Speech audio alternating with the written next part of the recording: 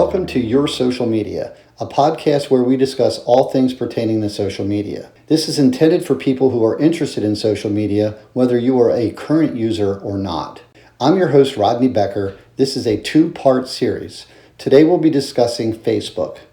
This won't be a debate, but rather will be an informational discussion with the goal of opening your eyes to the platform in general. As of 2020, Facebook claimed 2.8 billion monthly active users. So clearly there is a real draw to this platform. I'm pleased to have Katie Bartman and Mark Becker here with me today to join in the discussion. And if you haven't guessed it, they're both my children. Katie and Mark are both working professionals in their 30s. Katie has been a member of Facebook for 17 years, where she joined at age 20, and Mark joined at age 24 and was a member of Facebook for 9 years before leaving in 2015. Welcome to both of you. Thank you. Thanks for having me.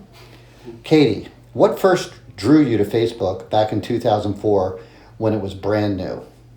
I first joined Facebook because a friend of mine at Penn State made me aware that it was new, and I, in the beginning it was only available to certain universities, and it was sort of an exciting thing that it was new and available at Penn State, and he was my first and only Facebook friend at the time. Shout out to Ralph Finkbeiner.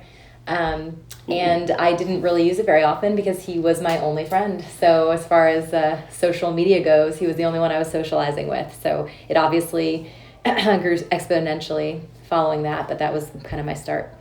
You guys just poke each other. Very good. And Mark, what drew you to Facebook in 2006, 2 years after having the ability to join? I don't know.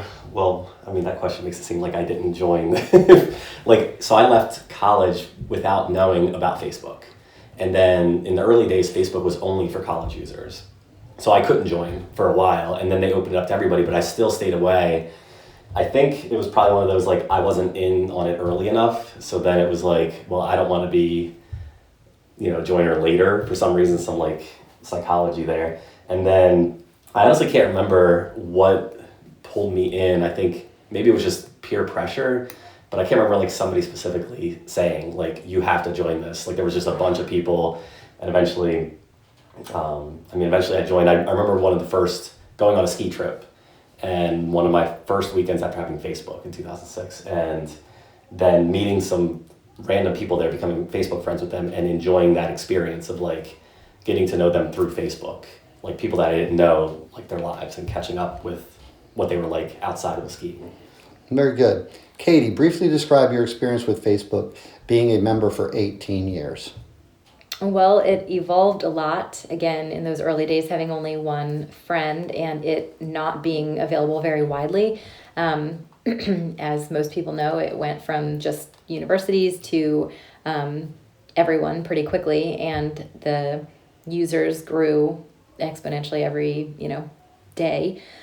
So more and more people that I knew became users. And so my social network continued to grow. And then it became more intriguing to, stay connected with people. So I would say, to describe my experience, it started off kind of very limited. And then the more people I knew on there, the more I probably spent time on there. Again, as a means of staying connected with people, which Mark Zuckerberg claims is the intention of Facebook, just kind of keeping people connected. Very good, thank you. Mark, if you would please also provide your experience with Facebook during the time as a member. I don't know, besides looking at pictures, I think Facebook has changed a lot in the last 6 years since I left. There wasn't a lot of these groups and, Facebook Marketplace and all these things that they've since rolled out since I left. My experience, honestly, when I first joined, it was a lot of fun. It was what's this person doing? What's that person doing? One of the cool features that came around when I left was I'm at the King of Prussia Mall and Facebook knows I'm here, and Facebook tells me that my two friends are also here, and let me reach out and hang out with them at the mall. I thought that was super cool to be able to just meet up with people you didn't know were going out somewhere. In the great, over 9 years, it's really pictures, trying not to compare myself to other people, And I think eventually that is part of what drew me away from Facebook. But it's hard to answer that question, like, as was it good or a bad experience. I mean, there's days where it was good and others that I was like, why did I just scroll for half an hour and do nothing? So it's like, it was up and down experience. Okay, very good. Mark and Katie, this comes from a recent article from NPR where they discussed the whistleblower Frances Haugen and a former data scientist and her charges that, among other things, Facebook, the parent company of Instagram, uses powerful algorithms that amplify children's insecurities, causing serious outcomes ranging from eating disorders to even suicide.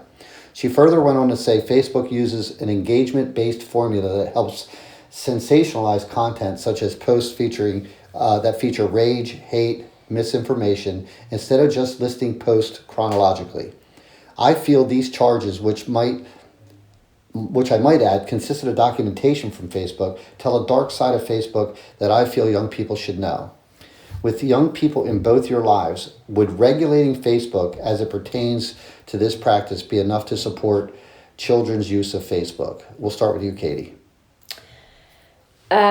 It's hard for me to think of any regulation that would make me want my child on Facebook, to be perfectly honest. Some of us watched The Social Dilemma, the movie on Netflix that I would strongly encourage everyone to watch. And I think it's absolutely true that there's a focus given to content that gets people riled up, so to speak. And I think there is a lot of negativity. I say that obviously as a current user. I can't say that any level of regulation would make me encourage it. I think, like you said, Mark, the level of comparing yourself to your peers is super unhealthy, and it's just what really kind of dominates these social networks. So I would have to say no. I don't think there is any regulation that would make me feel better about that. Okay. Mark, your feelings on that? No. My answer is no on regulating. Who regulates? Who does that? Once you start regulating something, it's a group of 10 people in a room somewhere that you don't know who they are deciding what children are going to, there's absolutely no way that if Facebook said, we're going to regulate so your 12-year-old daughter can use Facebook, there's absolutely no way that I would support children's use of Facebook. Well, that wraps up part 1 of our 2-part series on Facebook. I'd like to thank both our guests, Mark and Katie, for their contributions to this week's episode. Join us next week for the conclusion of our discussion on Facebook. Thank you.